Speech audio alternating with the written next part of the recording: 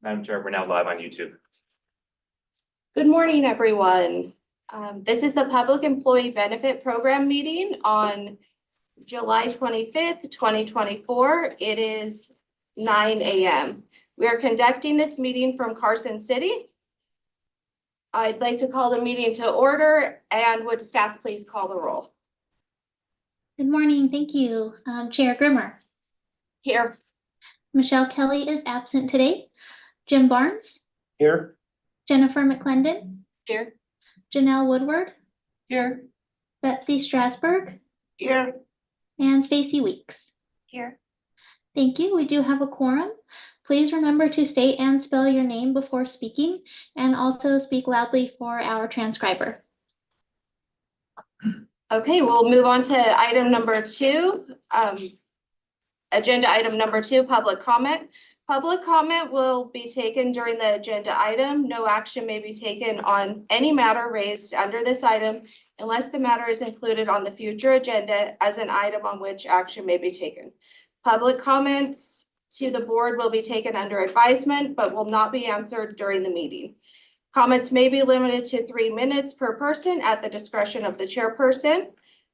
Please state and spell your name when you make your public comment. And we'll start in Carson City. Do we have anyone? Oh, that's okay. Madam Chair, we do have a few on Zoom right now. I'll get up the slide. Okay.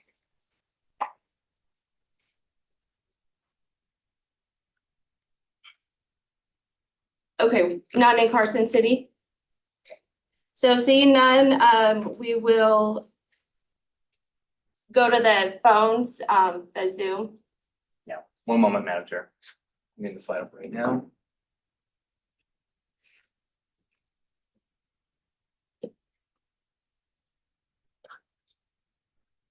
As a reminder, Zoom is used for public comment only. This meeting is streaming live on the PEB YouTube channel if you want to watch the board meeting there. The YouTube link is located on the agenda. For those who have joined for public comment, your name or last 4 digits of your phone number will be announced, and you will be advised you have been unmuted. Please slowly state and spell your name for the record, then proceed with your comments. As a reminder, please, for those on the phone, please press *6 to unmute.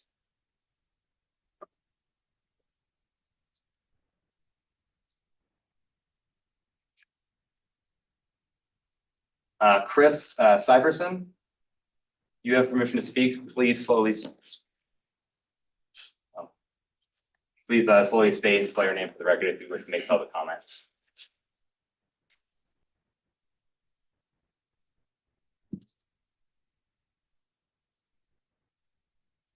Caller with the last 4 digits 0891. Please press *6 to unmute and state and spell your name for the record if you wish to make public comment.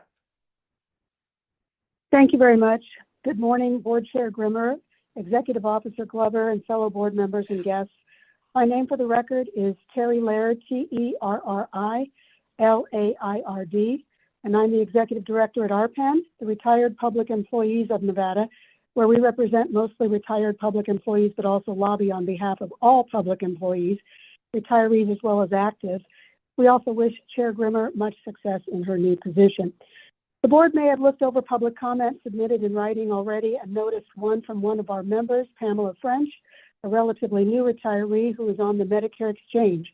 She reached out to us as a member, asking if we might be able to intervene on her behalf with a serious issue she was facing that turned into a 4-month nightmare, though it's apparently coming to a close.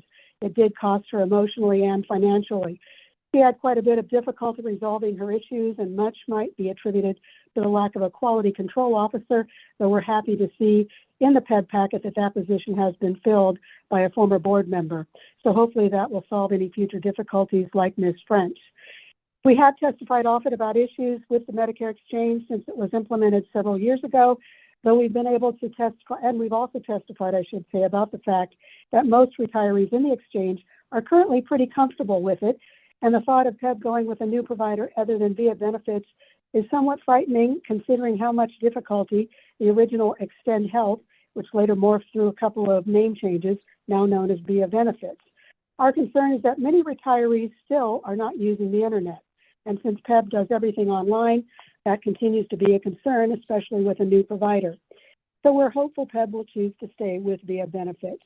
We're also interested to see in your packet that total reserves ended higher than projected, especially as we hope to lobby the legislature, along with our advocacy group next year, to raise the health reimbursement arrangement from $13 per month per years of service to at least $15 per month.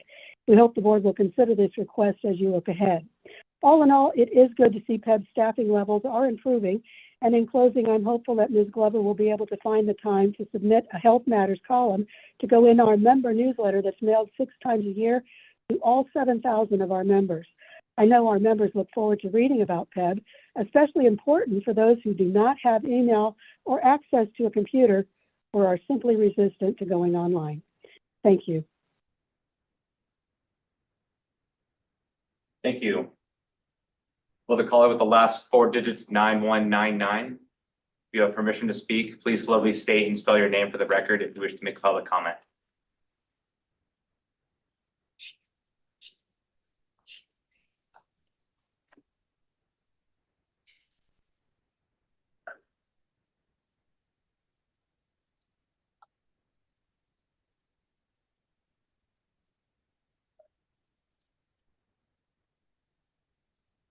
Caller with the last 4 digits 2294. If you have permission to speak, please slowly state and spell your name for the record if you wish to make public comment.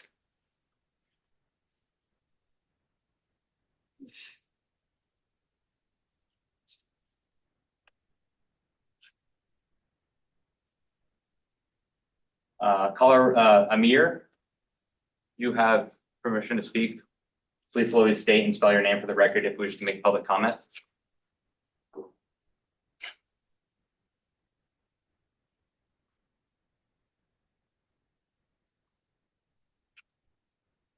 Jared, that's all for public comment. If they try and come back later, we'll do it in the second session. So. Okay, thank you. Okay, we will close agenda item number 2 and go to agenda item number 3, PEB board disclosures for applicable board meeting agenda items. Deputy Attorney General Radhika Kanal. Radhika Kanal. Thank you, Madam Chair, and welcome on board. Thank you. This agenda item is to allow me to make a disclosure regarding conflicts of interest on behalf of the board members who are eligible for PEB benefits. Pursuant to NRS 2818.420, on behalf of the board members who are eligible for PEB benefits or whose families are eligible for PEB benefits, I offer this disclosure that they will be voting on those items that may affect the benefits available to them or their family members. The law does not require abstention from voting merely because the board member or their family member is eligible for PEB benefits. At this time, I invite any member of the board who has any additional disclosures to make it now. Thank you.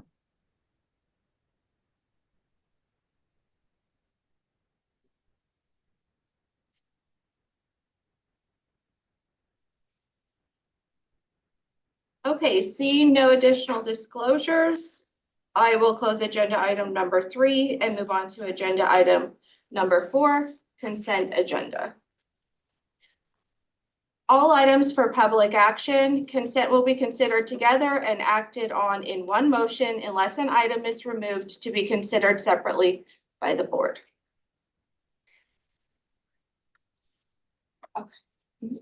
Betsy Strasberg. I would like to remove 4.1 and 4.6 to be voted separately.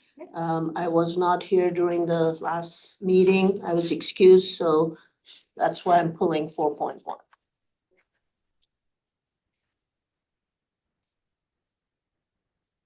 Okay, anyone else wish to pull any items?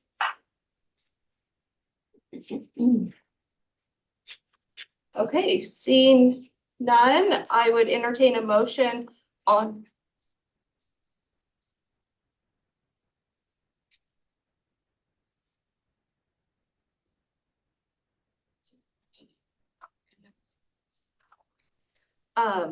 So seeing none, I'll entertain a motion on all items other than 4.1 and 4.6, which have been pulled.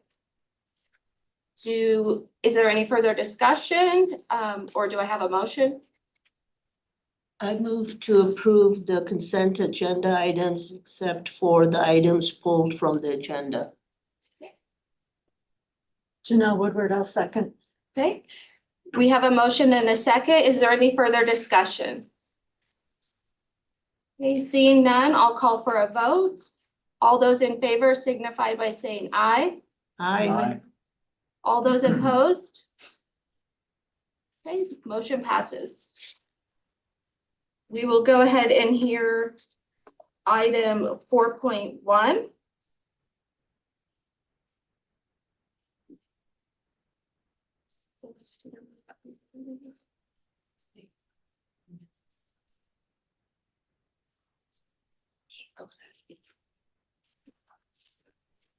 Was there a specific question on 4.1? No, For other discussion? than I will be abstaining from that. Okay. Okay. And then moving on to item 4.6, state retirees health and welfare benefits fund financial statement. Were there specific questions on it? Yeah, I would like to, Betsy Strasburg, I'd like Officer Glover to tell us a little bit about the material weakness that was noted by the external auditor and what next steps are being planned for that action item. Thank you.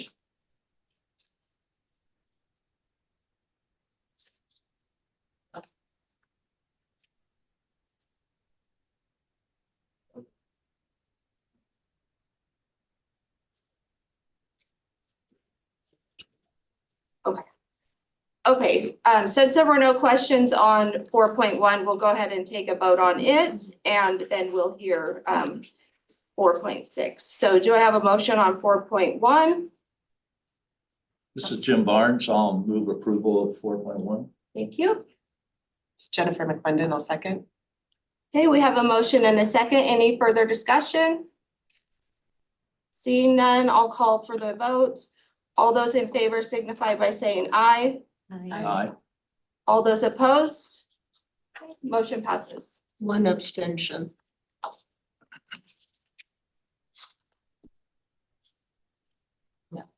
Okay, please go ahead. Good morning, Celestina Glover, Executive Officer for the Public Employees Benefits Program. The material weakness, I know one of the questions was why only did a partial agreement.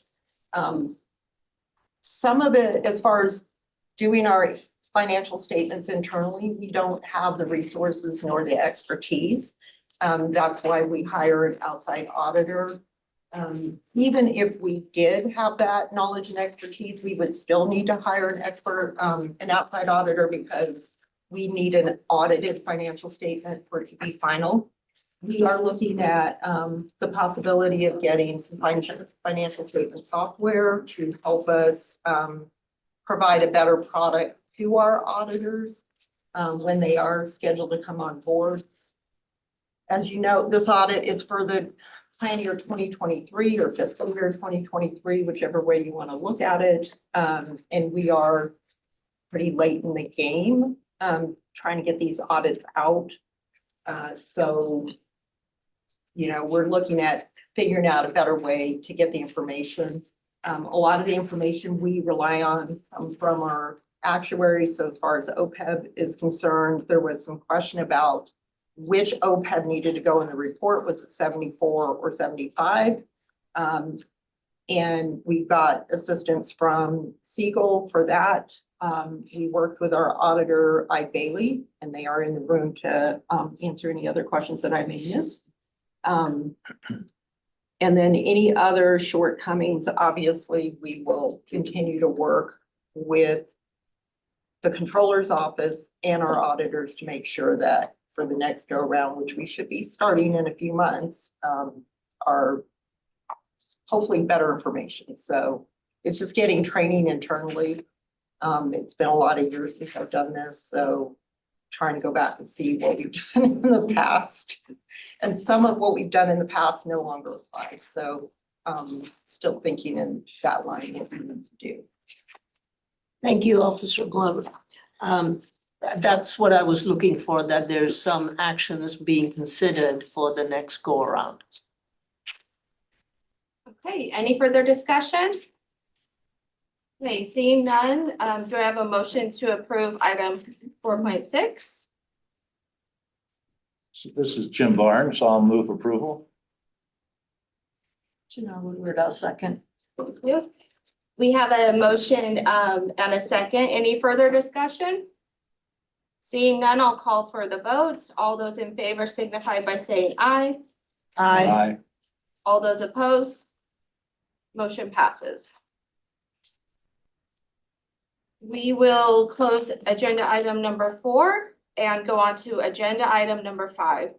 Election of board vice chair pursuant to Nevada Administrative Code, NAC 287.172. Eligible candidates are Bipsy Stransberg, Michelle Kelly, Jim Barnes, Janelle Woodward, and Jennifer McClendon. This item is for possible action.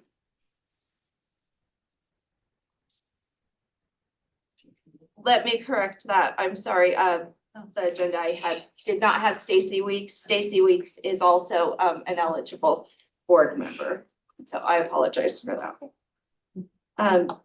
Do we have any comments before possible election? So this is Celestina Glover. So the reason Stacy's name wasn't on the agenda, we hadn't, at the time we posted the agenda, we hadn't got word that she had been reappointed to the board. So that now makes her eligible. Perfect. And I was contacted by Michelle Kelly. She is traveling and she said that if the board wished to reelect her, she would be happy to continue in the role as vice chair. She's your current vice chair. So Stacy Weeks, I would support Michelle Kelly if she wants to do it again, if others agree. I think she did a great job. Same here. Okay. Do I have a formal motion then? Yes, Stacy Weeks, I move to re-elect Michelle Kelly as our vice president. Betsy Strasburg, second. Okay, we have a motion and a second. Is there any further discussion? Okay, seeing none, I'll call for the vote. All those in favor? Aye. Aye. Anyone opposed? Okay, motion passes. We'll close agenda item number 5 and move on to agenda item number 6, Executive Officer Report, Celestina Glover. This is for information and discussion. Good morning again, Celestina Glover for the record. The executive officer report before you provides information for both the board members and stakeholders to discuss overall activities at PEB. Open enrollment closed on May 31st, and we had a pretty successful open enrollment considering we still are short-staffed in our member services unit. And we have new people in that unit, but they managed to take on those calls and respond to member needs.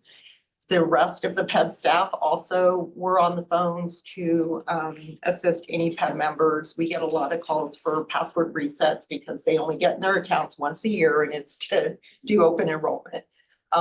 Open enrollment is not mandatory at this point. So if there's no change, then those members don't need to come on and enroll in their accounts.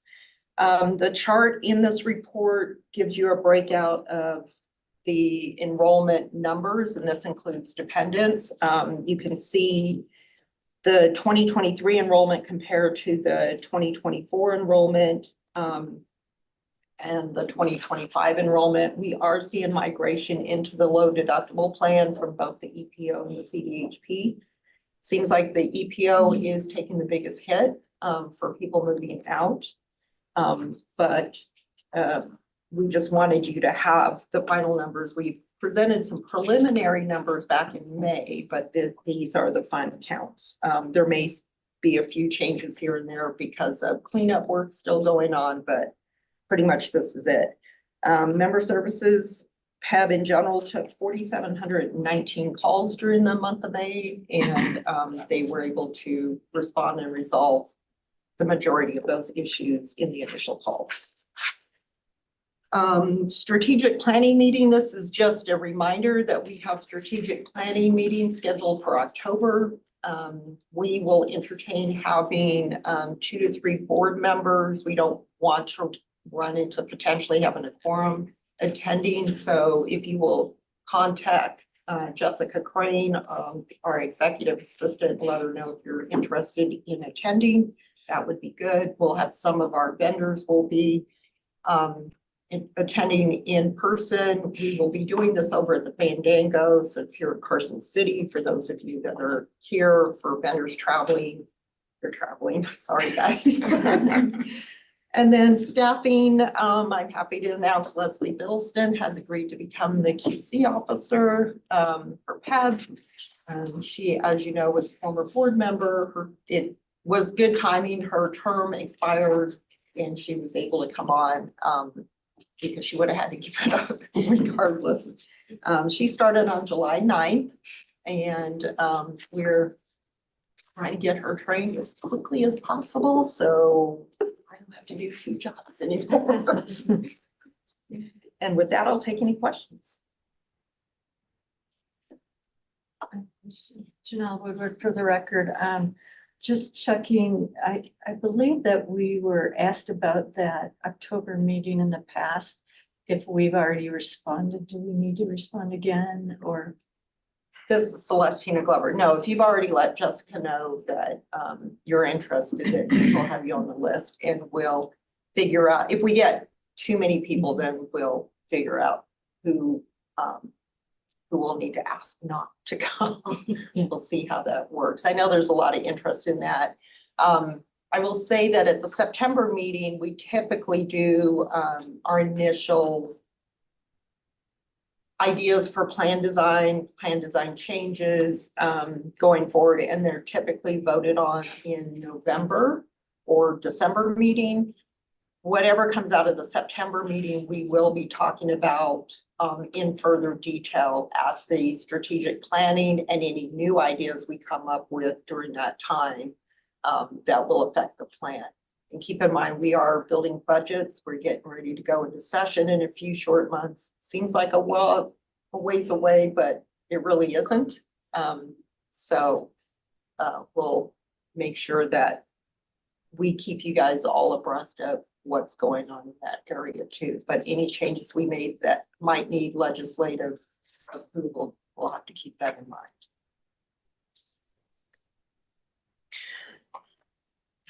Okay, thank you for that. Any other questions?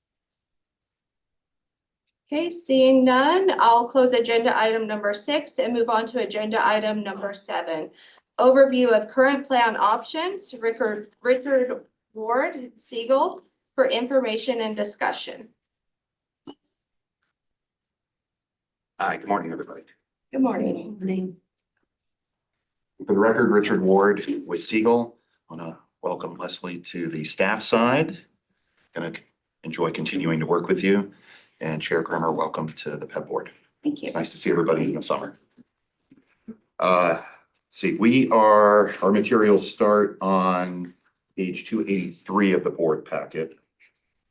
And what we have today is an overview and maybe a foundation of an overview of the program, the plan options, with a little bit of analysis on each of the 3 to 4 options, plan options that may provide a good foundation for the program and plan design changes that will be considered over the next couple of months that Executive Officer Glover mentioned a few minutes ago.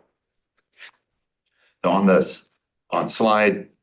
page 2 of our materials, which is page 284 of the board packet, it's just a reminder, a summary of the plan designs for the CDHP, the low deductible PPO, and then the EPO and the HMO. And the top row has the actuarial value, which is the composite benefit value of all the different plan provisions. And just as Reminder of the actuarial value it's expressed as a percentage, and it reflects the expected portion of total costs that would be paid by PEB, by the plan. So for the CDHP, that has a 76.7% actuarial value. Let's just call that 77%. What that means is that the plan is going to pay 77% on average across all members for all healthcare costs, meaning that the members pay 1 minus that, 23% through deductibles, copays, and coinsurance. And so the higher the percentage, the less cost share there is for the member on average. And the CDHP plan is the leanest plan. It also has the lowest employee premium, which for plan year 25, we're showing in the bottom row there, the employee-only premium at $55.26. And then there's the low deductible health plan in the middle, and then the EP and the HMO are really one plan option, with the HMO offered in the southern part of the state, and then the EPO in the other counties in the northern part of the state.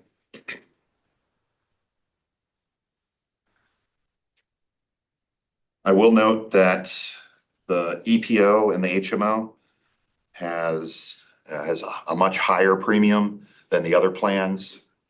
And the actuarial value for the EPO is not that much higher than the low deductible health plan. It's about 3 points higher, but the premiums are, from the employee's perspective, substantially higher for the EPO.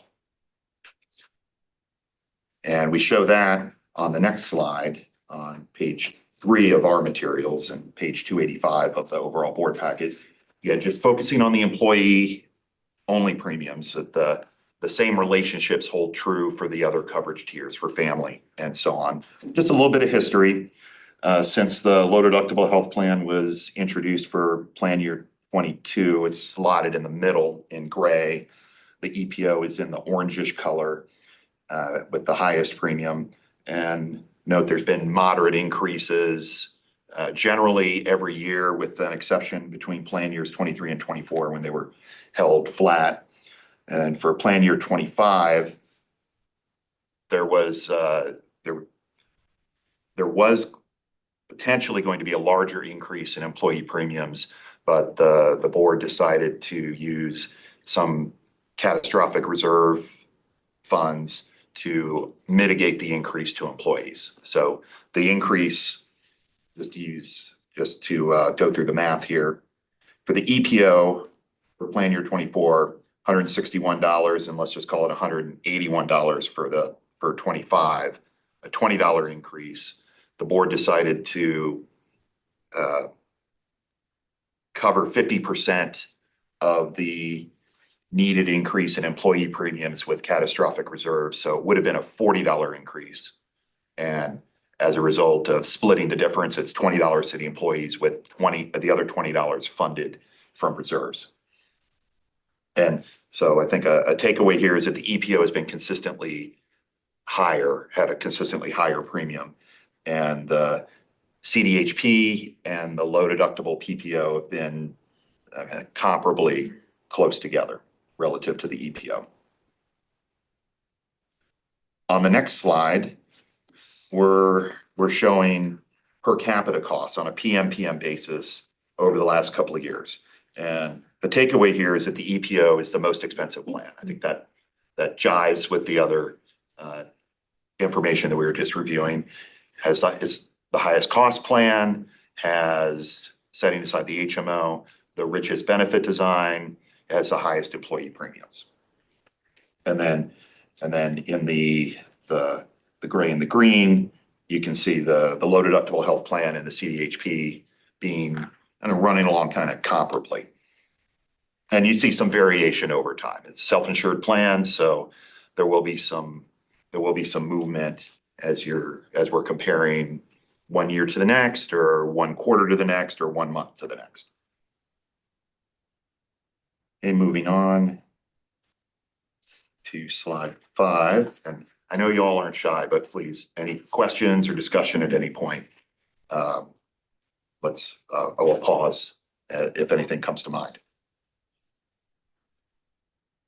This next slide shows the enrollment over the last couple of years. And we just reviewed that there's been continued movement from the EPO to the other plans for plan year 25. And this has been a trend over the last couple of years. And actually, enrollment is moving from both the CDHP and the EPO to that middle plan, the low deductible PPO. And every year, the low deductible plan picks up some additional membership.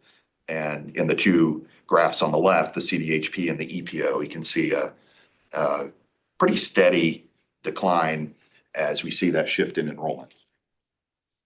I think this is being driven by the actuarial value or the plan value for the EPO and the low deductible PPO being fairly comparable, and there being a larger differential in premiums. So thinking about the difference in the cost versus the difference in the benefit, people are continuing to reassess that. And then CDHP, that's a plan that has first dollar exposure. It has the high deductible that applies to everything that's not preventive or wellness services. The low deductible health plan has first dollar coverage. So I think some people are finding some value in that, and that might be a reason why they're migrating from the CDHP plan. Question, Yes. Betsy Strasburg. So do you see, given this migration, and you mentioned that it has been happening for a while, do you see still the benefit of keeping the 4 programs? I think that's a reasonable consideration. So I think that's something that the board has considered, at least in discussion, over the last year and change. And I think it continues to be a viable consideration, whether to continue with the current plan options or to consider sunsetting one of them. Thank you. And maybe the next couple of slides will add a little additional information to that consideration.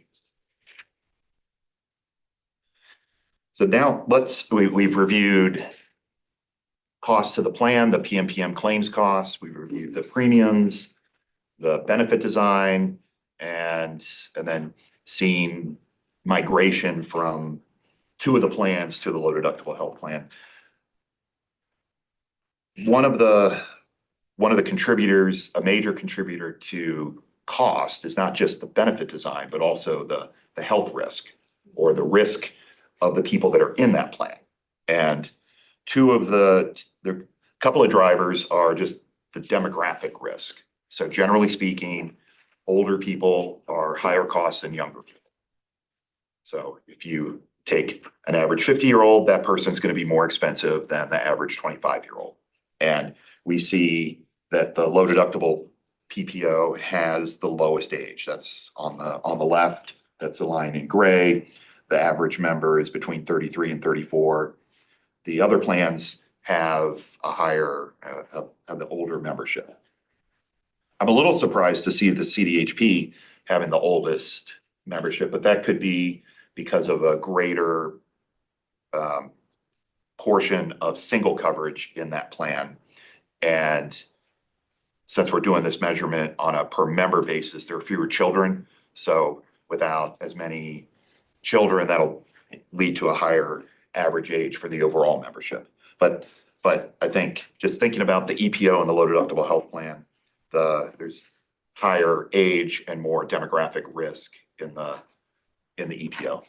Stacey Weeks, can I ask a quick question on the acuity and the risk? So the chronic conditions, I don't know if you're on that slide yet, Not yet. but sorry. But It's okay. earlier I noticed that cancer was like the top driver Mhm. and the top. So when it comes to controlling costs, cancer is not something we can really control. So is that typical for most other state employee benefit plans? Do we have a sense of, are we unique that cancer is like really impacting our employees like significantly? Richard Ward, for the record, unfortunately, no.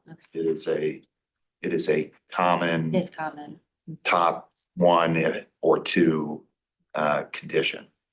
employee benefit program. Yeah, we see that for state, especially for other state Okay. plans. That is a common, that's something you have in common Okay, with, especially out here in the West, other states. got it. Okay, thank you. So just to get a flavor of the people that are in the plan.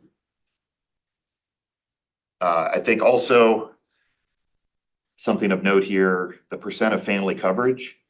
The EPO is continuing, the portion of the membership that has family coverage has increased fairly noticeably over the last couple of years. It's been fairly consistent for the other plans. And what this is suggesting is that the migration from the EPO to the low deductible PPO is driven by people that have single coverage. So more single people are moving to the other plan, leaving behind a higher portion of employees with family coverage. And then the next slide shows chronic conditions. And this chronic condition prevalence is an indicator of the health risk or the morbidity within the plan. Mentioned that generally speaking, a 50-year-old will be higher cost than a 25-year-old, but if the 25-year-old or the 25-year-olds have a number of chronic conditions and the 50-year-old does not, then the 25-year-old or people like that 25-year-old will likely be higher cost than that 50-year-old. So health risk and overall morbidity is the most significant contributor towards health risk and costs within a plan. And we see that the EPO is noticeably higher with chronic conditions. So about a third of the members in the EPO have at least one chronic condition, and then the other plans are 25 or below a quarter of the people. Stacy Weeks, real quick. So on that point, we have 4 plans and we have under 70,000 unique member lives, right? So when you have that few of people and you put them in 4 products, you're gonna have high cost cover. I mean, I'm having a hard time understanding why we have 4 plans, because I can't imagine that it's like hard to spread the risk, right? So if you have everyone that's unhealthy or the higher cost folks in one product, it's just always gonna be that way. So is there a reason we have 4 plans and not less? I'm just sorry, maybe that's not a question to ask in this larger group, but I don't know how we're ever gonna control costs and spread risk with 70,000 people with 4 products, so. Sorry. Celestina Glover for the record. I think the reason there's 4 plans, initially we started out with the CDHP and 2 HMOs, Hometown Health and HPN down in the South. Hometown Health was replaced with the EPO because there was some desire to keep an HMO-like plan, but really in the North, our HMO acted more like a PPO. And there was also, I don't know if you want to call it a requirement, but trying to blend the Northern HMO with the Southern HMO, because at the time it was less expensive in the South to keep those rates the same. So if you're on an HMO in the North, you paid the same as the folks in the South, even though the Northern plan actually costs more. So the EPO was the answer to that, but we're seeing that the EPO isn't really any less expensive than the old HMO was for the North.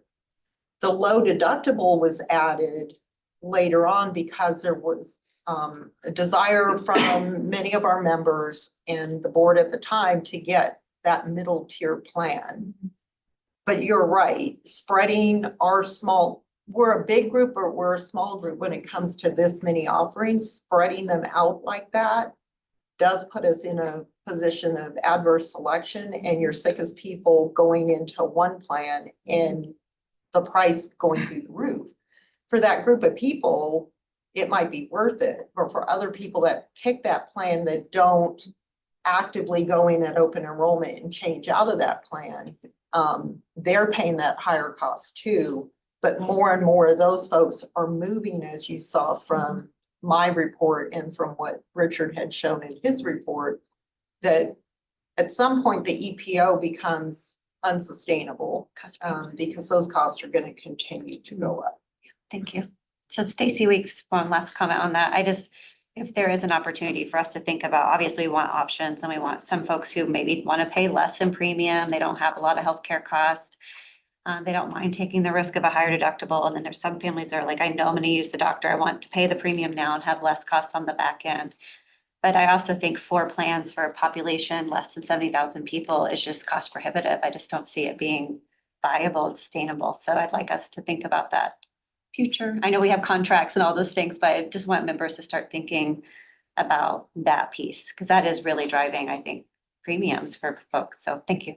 Yes. And we will be bringing that, Celeste Glover for the record, we will be bringing that back in September and Okay. discussing it during the strategic plan. Okay, thanks. It's your meeting. I know, but I'm the guest. I'm always interrupting you. Go ahead. Richard Ward for the record. So then moving on to slide 8 in our materials, 290 in the overall board packet. We took PEB member claims for each of the plans and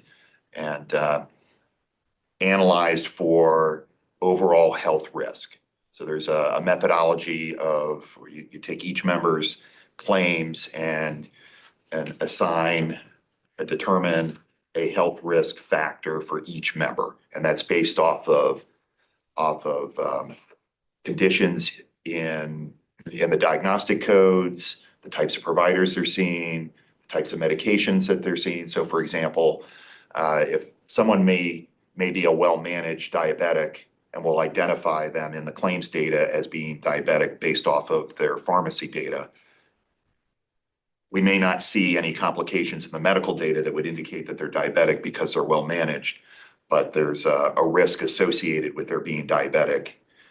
And we account for that in our analysis. We also look to see, continuing through with diabetics, if someone does have complications, if they were hospitalized or we see that they're not seeing their physician regularly, then they'll be assigned a higher risk score.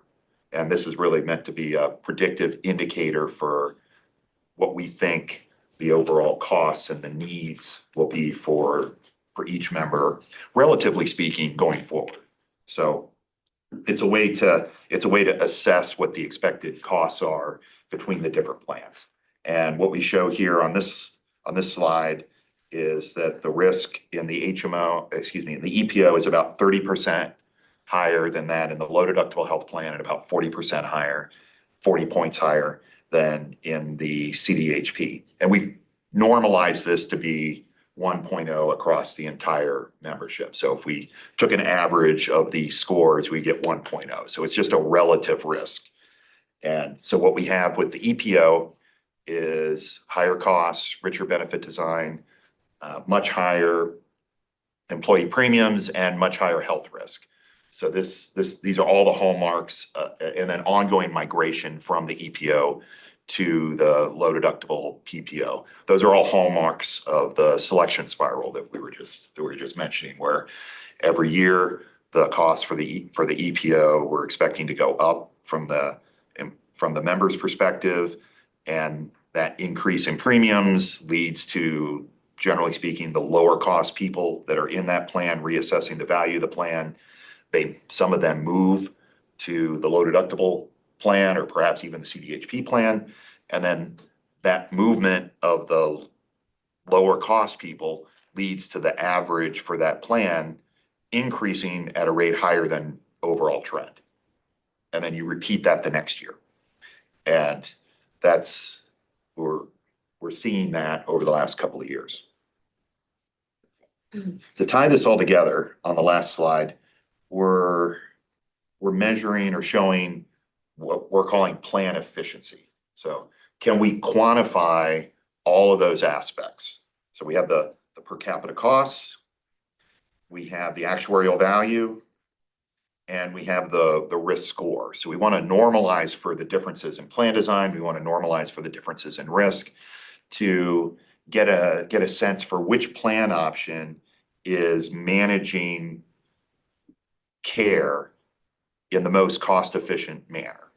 And so you may have a higher cost plan that has high risk, but it's managing that risk efficiently. It's going to be high cost regardless because it's just a higher risk membership.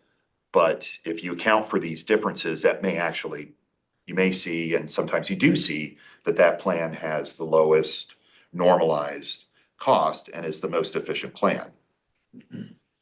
What we're seeing here is that the EPO by this measure is the least efficient plan. Just looking at the bottom line there, a lower number means greater efficiency or better efficiency. And the low deductible PPO is the most efficient plan. And I think we're seeing that the members recognize that. The combination of plan value, the premium costs, they're migrating to this plan, and that plan has, relatively speaking, lower normalized costs. So you could think of it as the best value plan, and that's another way to characterize it. And I just thought this can be a helpful way to try to put all these different factors into one comparative metric and do as best of a same fruit kind of comparison that we can, given that there's differences in plan design, differences in membership, differences in premium costs, and to use that as a foundation for the discussions that I think some of us are anticipating over the next couple of months. Stacy Weeks, I just have a question on that. So let's say we just throwing this out there, kind of focus in on that plan. We put most members or all members in a plan like that. I'm just throwing this out there. I know it might be not the best idea, but I'm just thinking out loud.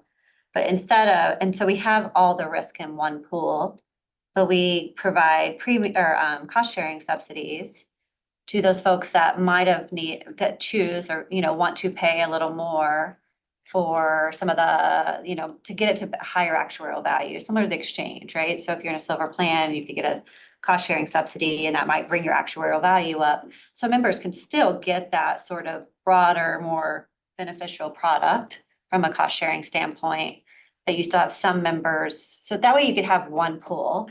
So you don't have to have multiple plans to get to a different actuarial value. You could try to do it within one pool. I'm just trying to think about, because again, I think with this many members, it's really going to be challenging for us to ever have even more than one, but maybe two plans. I just don't see how we do it unless we think about creating tiers of maybe cost sharing subsidies and other things to get better actuarial value for certain members who might need it within the same product. Does that make any sense to you? I'm trying to think about doing. Richard Ward, Yeah. for the record, there's a lot of merit Yeah. in that. I will say that everything is all these plans are already pooled from a risk perspective. And But they're having adverse selection. there is, and it's the methodology that's used to determine the employee premiums Got it. is in that the premiums are determined using the difference in costs on a dollar per dollar basis. So it's one of the ways to characterize this is a base buy-up approach where everybody gets, for the same tier, gets the same subsidy, and then they pay the full difference on a dollar for dollar basis. And so that can lead to that difference being leveraged between the lower plan and the higher plan. And we're starting to see that we are seeing that between the EPO and the other two plans. Stacy, sorry, but could we maybe procure them all together in a way where we require them to sort of blend some of that across the products so we're not getting that kind of premium effect? Richard Ward, for the record, that methodology is board policy, I believe. So they're self-insured and they all, I'm looking here in case I speak out of turn, but they utilize the same vendor contracts. Okay. So with it being a self-insured plan, there's discretion in exploring some of those options that you're mentioning. Thank you. Celestina Glover, for the record. In the past, when we did have the CDHP and the HMOs, the percent of the subsidy was higher for the CDHP than it was for the HMO because the CDHP was at the time and still is named the primary plan. And at the time we needed to look at, we had to stay within, and and I'm not sure it's still that way, but at the time when we did that, we also had to keep employee-only premium at a point where the percent of employee payroll was kept fairly low. So that's part of how we did that. And CDHP has stayed pretty consistent with the employee premium. So if we go down the path of sunsetting one or more plans, then that is something you would need to look at again, is how are we subsidizing those plans, keeping in mind that the legislature may or may not agree with our great ideas. So, Okay, that's the end of our materials. Okay, any other questions? Okay, we will close agenda item number 7 and move on to agenda item number 8, discussion regarding the framework for development of the agency budget requests for the 2026 through 2027 biennium. Celestina Glover, Executive Director, for possible action. this is Celestina Glover for the record. What we have before you is a high-level budget framework report. It provides you some background on how we are required to develop our budgets, any marching orders we receive from the governor's office and GFO, that's the governor's finance office. There was a change in last session. In the past, typically base budget was the first year of the biennium, so it would have been 2024. But they've changed that to the second year, which we thought might be better, but it is proving to be challenging because we don't have real numbers. We have budgeted numbers, and that's what we're needing to use. In the past, we've used actual expenses to determine where we're going forward. Now we don't have that number. We're still looking at 24, so we have a starting point, but really it's 25 budget that's putting us in a position where we have to make some guesses, for lack of a better term, on what we're going to need going forward. Our direction is essentially a flat budget, which is pretty typical. Normally, we get either direction for a flat budget or cut budgets.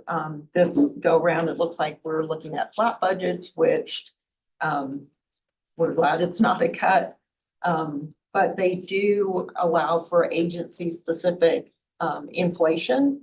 So for us, that's going to be based on our caseload. So if we're projecting higher enrollment, which with the effort to fill vacancies, that is definitely a potential. And also the increase in retiree counts, again, another potential for increasing enrollment. So something that we'll take into account. The other piece of inflation, of course, for PEB is going to be trend and experience for setting our plan rates. The last 2 years, so plan year 23, we ended up with a shortfall at the end of the year for paying medical and dental claims. We're seeing that again this year. We are going to ISC for additional funding so that we can close out the year. And my expectation based on what we've been budgeted for is the same thing's going to happen if we don't account for those increases. We don't have the excess reserves to cover those shortfalls, so that is forcing us to hit catastrophic reserves. We do have some savings in other expenditure categories, so we're using that and then offsetting with catastrophic reserve. Right now, we're looking at probably hitting it for about $3.5 million, but we're looking at potentially a $10 million shortfall. So we've got savings in other places in the budget, so it's a combination of the two. So we're going to take that into account when we build the 26-27 budget. Enhancements, we're not really looking at a lot of enhancements, but anything we request has to meet the governor's 3-year plan. And in the report, you'll see that that includes education and workforce, economic growth and business development, health and wellness, public safety and infrastructure, government support services, and rural and natural resources. Right now, we're not recommending any major budget enhancements. Our primary focus really is going to be on making sure that the funding we get helps offset any employee premium increases, because like I said, we are expecting that. Our only enhancement really that we're asking for is equipment and software for our conference room so that we can do virtual meetings in there, trainings and things like that. So we can utilize that room better than we can right now. We can use it for a meeting, but we're not really set up for anything else in there. As I said, my focus is going to be on making sure that the employer contribution does definitely offset employee premiums. And then part of the discussion really will be the subsidy policy when we go to GFO and when we go to the legislature. And then during the September, October, and November meetings, are we, changing benefit design for 26? Are we sunsetting plans? What is it that the board wants to do? And we'll take all of that into account. Budgets are, of course, confidential until the governor does the State of the State address. So once this becomes governor's recommended budget, we won't have any further discussion. I avoided putting any dollar amounts in here just to maintain that level of confidentiality and not kind of slip onto the wrong side of that. And with that, I'll take any questions. The recommendations are there, and essentially it's to approve the submission of the agency request budget based on the existing plan benefit design and include the enhancements that we requested for the new equipment and software to enhance our capability in the conference room. Pepsi Strasburg, so earlier when we were talking about the financial statements, you mentioned some software. Is that part of your regular operating budget and not an enhancement?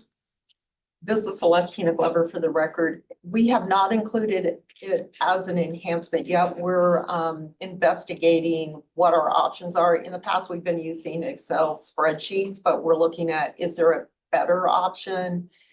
If our budget can handle it in 2025, we would like to purchase it then instead of waiting, but then we would include it in the 26-27 budget as an ongoing expense. We haven't come up with something that we think is viable for us, primarily because we're so small as far as the number of staff. Essentially, financial statements were being worked by Michelle Whalen, our CFO, and myself. So we don't have accountants on staff, so that it makes it a little bit harder, and neither one of us are accountants. We're budget analysts, essentially. So we can build a budget, but do a financial statement, that's a whole nother world. So we are looking at that. If we can afford to purchase it sooner, we will, so that we can get through the next go round for financial statements. Otherwise, we would consider that as one of our software enhancements. Pepsi Strasburg maybe source that expertise from another agency, may be an option. This is Celestina Glover for the record. That's a possibility. The financial statement expertise may be out there, but PEB specific knowledge is the drawback, because we have two different funds that we have to do the financial statements for. The retiree fund seems like it'd be simpler, but it really isn't. And then we have all the OPEB requirements that have to go into our financial statements that some of the other accountants may not have to deal with at the same level. So we will look at that, but it's difficult.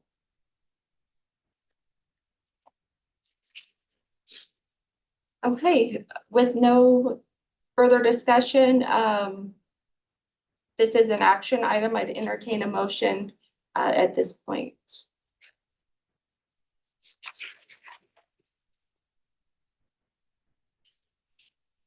I move Stacy Weeks to approve the item. What number are we on? 5, 6. Sorry. Eight. Eight. Eight, yes. Item 8. Thank you. Second. Okay. Betsy Strasburg. Okay, we have a motion and a second. Any further discussion? Seeing none, I'll call for the vote. All those in favor signify by saying aye. Aye. All those opposed? Okay, motion passes. We will close out agenda item number 8 and move on to agenda item number 9. Acceptance of Claim Technologies Incorporated audit findings for State of Nevada Public Employees Benefits Program plans administered by UMR for the period of January 1st, 2024 through March 31st, 2024. Johnny Amato, Claim Technologies Incorporated, and this is for possible action. Hi, good morning. For the record, I'm Joni, Joni Amato, AMATO. The scope of the third quarter audit for 2024 for UMR included medical and dental claims paid during the period of January 1, 2024 through March 31, 2024. The medical and dental claims paid during the quarter 3 totaled approximately $70 million and included 223,000 claims.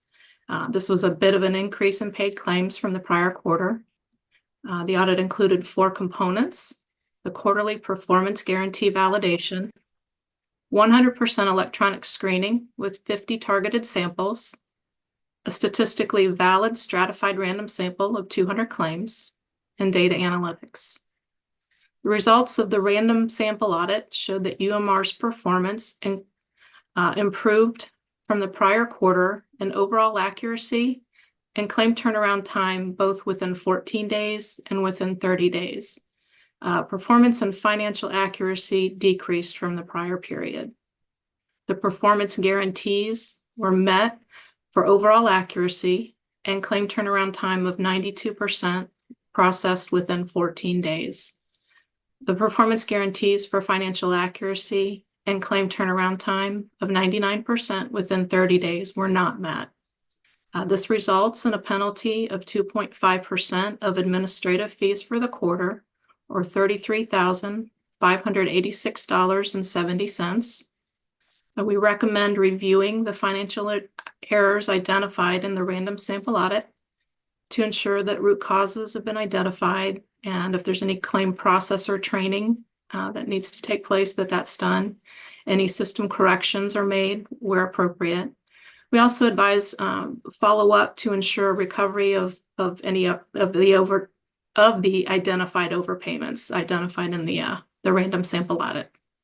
Additionally, we recommend review of the electronic screening and targeted sample results to focus on potential recovery and process improvements, specifically in the categories of incorrect provider discounts applied, services not prior authorized, and duplicate payments. Thank you for your time, and if you have any questions, I'd be happy to take those.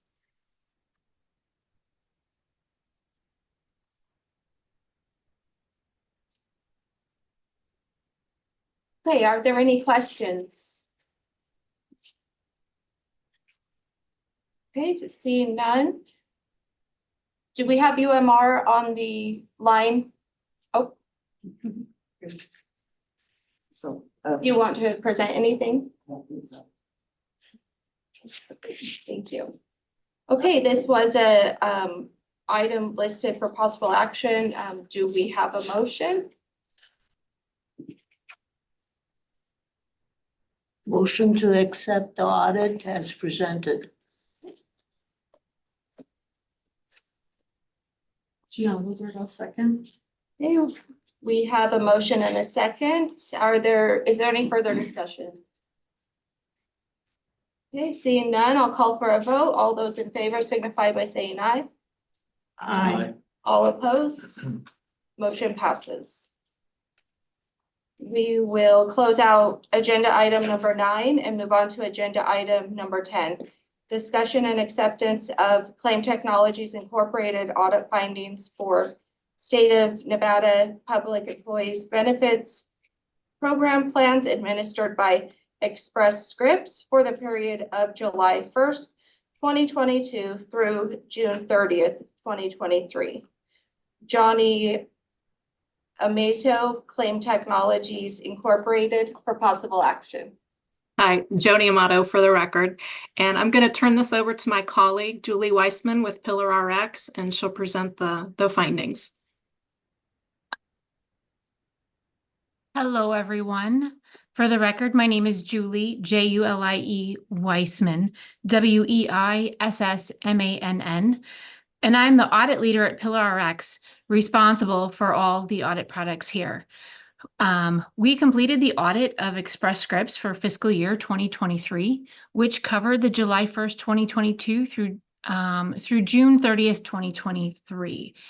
The audit consisted of a pricing and fees audit, and along with that, the reconciling of their guarantees, a benefit payment accuracy audit, a rebate review, and a performance guarantee review. The audit period covered approximately 463 paid pharmacy claims, with approximately a net paid amount of $71 million. We found the following items during this audit of Express Scripts. The reconciliation and pricing and fees portion of the audit showed an amount of approximately $405,789 in additional underperformance guarantees that were found and were confirmed errors by Express Scripts. The differences that were found were primarily that the contract inclusion exclusion for vaccines was not appropriately followed. Vaccine claims should have been included in the guarantees. However, Express Scripts excluded them. This caused both the pricing and dispensing fee dollars to calculate incorrectly, which showed more money due to PEB. The benefit payment accuracy audit had no financial or material findings. Express Scripts provided all the appropriate documentation for our initial observations that we found. But we would like to recommend that the reimbursements that were made in 2023 that were brought about and displayed in the audit were actually paid back, and you received those monies that were already approved. The performance guarantee review showed that Express Scripts missed the performance standards on 9 separate standards. These have already been agreed to by ESI for a penalty amount of $763,195.48.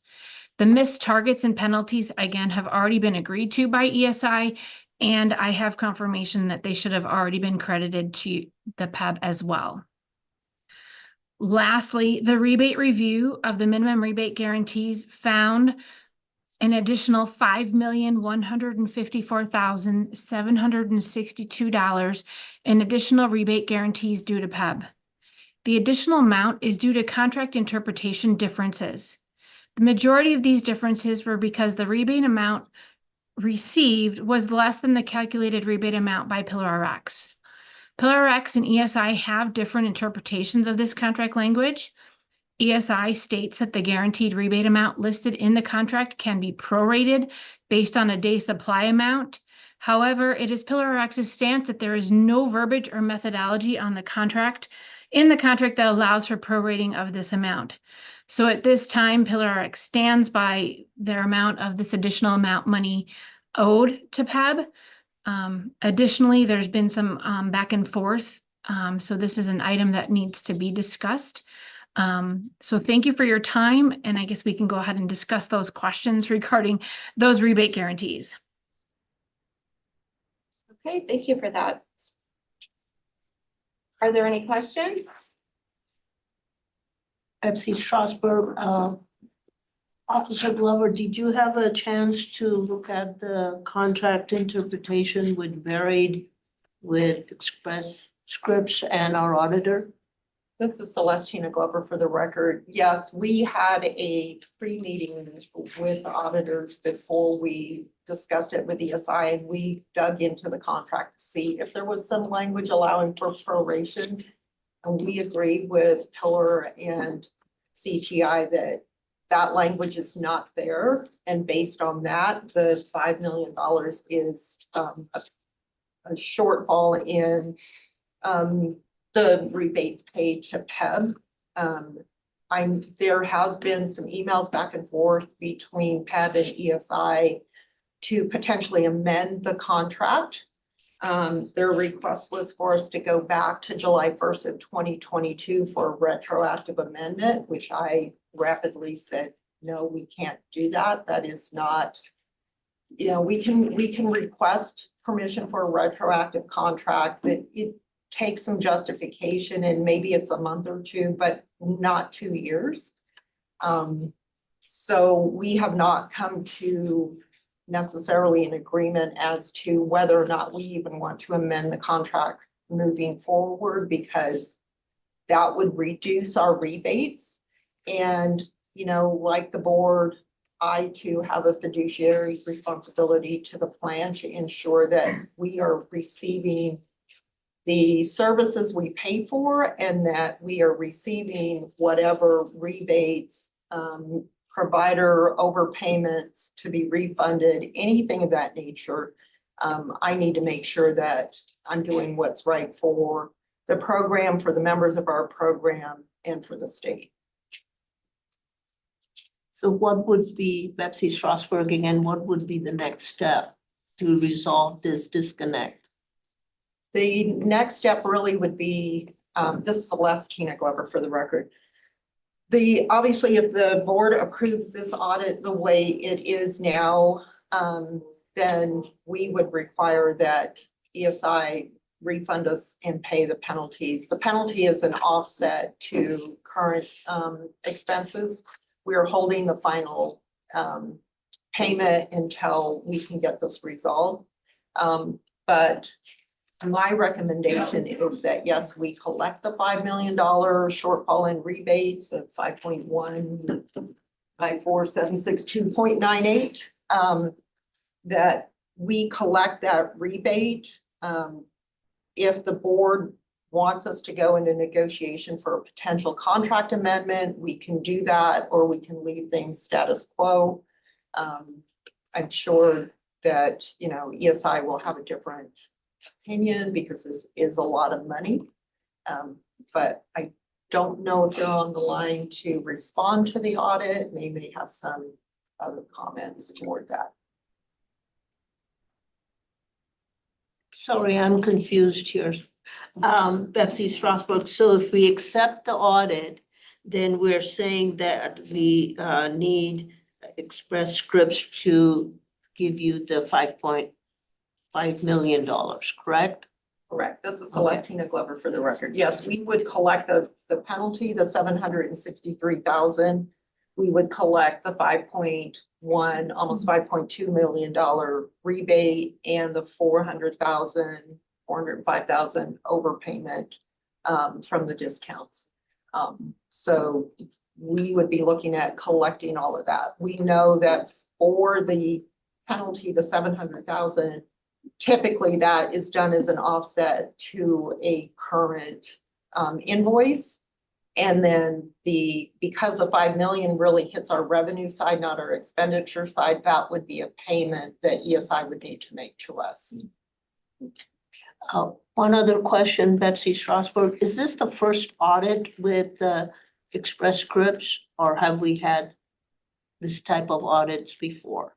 This is Celestina Glover for the record. ESI has an audit every year.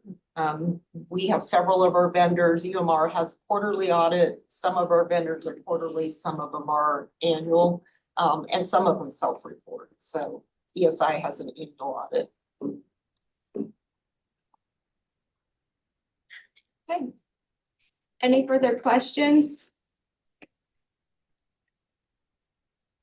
Do we have anyone on line from ESI that wishes to respond?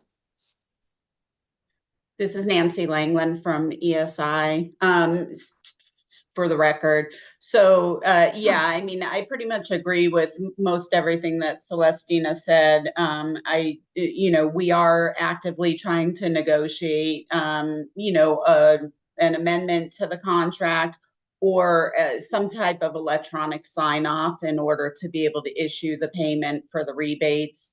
I think it was mentioned a few minutes ago that the payments for the pricing guarantees and the performance guarantees had already been paid at this point. But the rebate payment is still outstanding. It is a big, chunk of money. And so we are hoping to have a quick resolution to be able to pay out PEB for the additional monies due. Thank you. Any further discussion? Okay, this item is for possible action. So I would take a motion at this point. This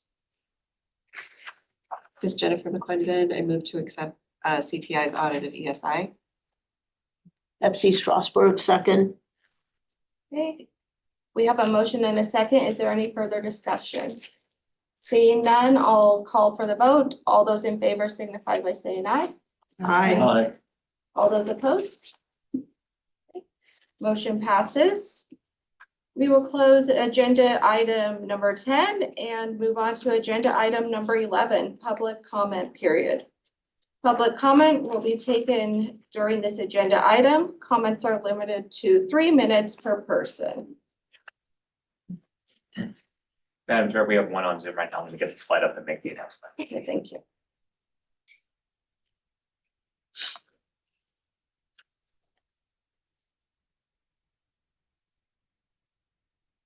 It looks like they just dropped off, but I'll just make the quick announcement just in case. Leave the slide up for a moment. For those who have joined for public comment, your name or last 4 digits of your phone number will be announced. You'll be advised you have been unmuted. Please slowly state and spell your name for the record and proceed with your comments.